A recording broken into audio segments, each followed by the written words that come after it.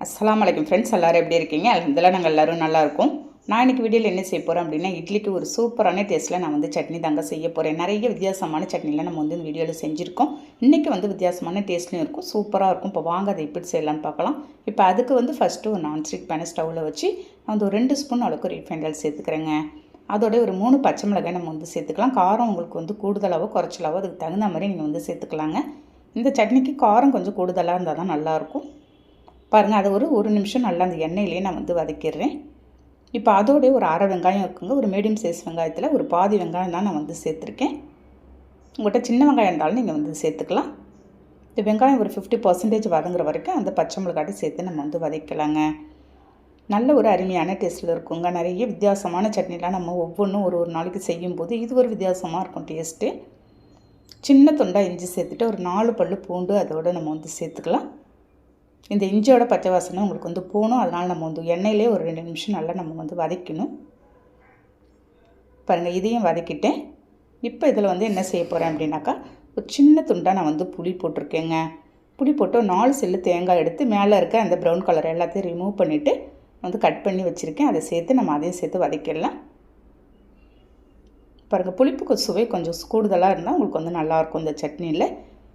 ஒரு கைப்பிடி அளவுக்கு நான் வந்து ஃப்ரெஷ்ஷான மல்லி இலையும் புதினா இலையும் அதே வந்து சேர்த்துருக்கேன். சேர்த்துட்டு இந்த மல்லி புதினாவோட வாசனை வந்து சூப்பராக இருக்குங்க. ஒரு நிமிஷம் வதக்கினா போதும். நம்ம ரொம்ப நேரம் உங்களுக்கு சொந்து வரா மாதிரி வதக்கிட்டிங்கன்னா உங்களுக்கு அதோட ஸ்மெல்லே போயிடுங்க நமக்கு. பாருங்கள், இந்த அளவுக்கு நீங்கள் வந்து வதக்கிடுங்க. இப்போ இதோடய ஒரு அரை கப்பு இருக்கும் நான் வந்து பொட்டுக்கடலை சேர்த்துருக்கேன். இதோடய நீங்கள் வந்து வேர்க்கடலை இருந்தாலும் ஒரு 2-3 ஸ்பூன் சேர்த்துக்கலாம். நான் வந்து அதை சேர்க்கலைங்க. நான் வெறும் பொட்டுக்கடலையில் மட்டும்தான் இந்த சட்னி ரெடி பண்ணுறேங்க. வீட்டில் இருக்க பொருள் வச்சு நம்ம வந்து இந்த சட்னி ரெடி பண்ணிடலாம். ஒரு சாஃப்டான இட்லிக்கோ தோசைக்கோ அது சான்ஸே இல்லை, அவ்வளோ அருமையாக இருக்கும் இந்த சட்னி. பாருங்கள், நல்லா வதக்கிட்டு ஒரு 2 நிமிஷம் நம்ம வந்து நல்லா சூடு ஆறுற வரைக்கும் ஆற வச்சிட போகிறேன். நல்லா ஆறுனதை ஒரு மிக்ஸி ஜாரில் நம்ம வந்து சேர்த்துக்கலாம். இந்த சட்னி வந்து கொஞ்சம் திக்காக இருந்தால் நல்லாயிருக்குங்க. எல்லாத்தையும் சேர்த்துட்டு நான் வந்து கல் உப்பு கொஞ்சமாக சேர்த்துருக்கேன். கொஞ்சமாக தண்ணி சேர்த்து நம்ம வந்து நல்லா நைஸாகவும் இல்லாத குறன்னு இல்லாத நான் வந்து ஒரு 3 பல்ஸ் எல்லாத்தையும் ஒரு 2 பல்ஸ் விட்டு 1 நிமிஷம் நல்லா கரகரன்னு நான் வந்து அரைச்சிட்டு இருந்துட போகிறேங்க. பாருங்கள், இந்த மாதிரி நல்லா அரைச்சிக்கோங்க. பாருங்கள், இதை எடுத்து ஒரு பவுலில் நான் வந்து ட்ரான்ஸ்ஃபர் பண்ணி மிக்ஸி ஜார் தண்ணி மட்டும் நம்ம வந்து ஊற்றிக்கலாம். இதுக்கு வந்து இன்றைக்கி நான் வந்து ஒரு சாஃப்டான இட்லி வந்து ரெடி பண்ணியிருக்கேன். இங்கே ஒரு கீ ரோஸ்ட்டு செஞ்சு சாப்பிட்டாலும் சான்ஸே இல்லைங்க. எத்தனை தோசை கொடுத்தாலும் சாப்பிட்ருவாங்க. இட்லி இருந்தாலும் அதேமாரி சாப்பிட்ருவாங்க. ஃபைனலாக ஒரு குட்டியான தாளிப்பு தான். கொஞ்சமாக எண்ணெய் வந்து தாளிக்கிற கண்டியில் ஊற்றி கடுகு பருப்பு ஒரு 1/2 ஸ்பூன் காஞ்ச மிளகாய் மட்டும் போட்டு தாளித்து நம்ம வந்து ஊற்றிடலாம்.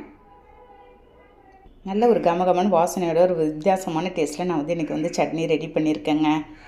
பாருங்கள், பார்க்கும்போதே இட்லி ஒரு சாப்பிட்ணும் போல் இல்லையா? இப்போ இதுக்கு வந்து சாஃப்டான இட்லி நம்ம வந்து ரெடி பண்ணிடலாம். இந்த இட்லி வந்து சாஃப்டாக எப்படி சொல்கிறதுன்றதை ஃபுல்லாக ரேஷன் அரிசியில் போடுறதெல்லாம் மெஷர்மெண்ட்டு நம்ம வீடியோவில் ஏற்கனவே போட்டிருக்கேன். உங்களுக்கு தேவைன்னா நீங்கள் வந்து சொல்லுங்கள், நான் திரும்ப வந்து நான் போடுறேங்க. பாருங்கள், எந்த அளவுக்கு நல்லா சாஃப்டாக வந்திருக்குன்னு இட்லின்னு. அப்படியே எடுத்து சர்வ் பண்ண வேண்டியது தான் சூடாக. நம்ம இட்லிலாம் எப்போயுமே சூடாக எடுத்து சர்வ் பண்ணும்போது சாப்பிடும்போது அதேமாரியே நல்லா அருமையாக இருக்கும். நல்ல ஒரு 1க்கு 2 சட்னி அரைச்சிட்டிங்கனாலே சூப்பராக இருக்குங்க. அவ்வளோதான். இப்போ வந்து டேஸ்ட் எப்படி இருக்குன்னு நம்ம வந்து பார்க்கலாம். கையில் எடுக்கும்போது அவ்வளோ தூரம் புசு புசுன்னு சாஃப்டான ஒரு இட்லியோடு இன்றைக்கி வந்து நாங்கள் வந்து ஒரு டின்னர் ரெசிபியை முடிக்க போகிறோம் இன்றைக்கி. கண்டிப்பாக நீங்களும் இந்த சட்னி ட்ரை பண்ணி பார்த்துட்டு எனக்கு கண்டிப்பாக கமெண்ட் பண்ணுங்கள். இந்த வீடியோ பிடிச்சிருந்தா அப்படியே லைக் பண்ணிவிட்டு ஷேர் பண்ணுங்கள். நாளைக்கு பார்க்கலாம். பாய்.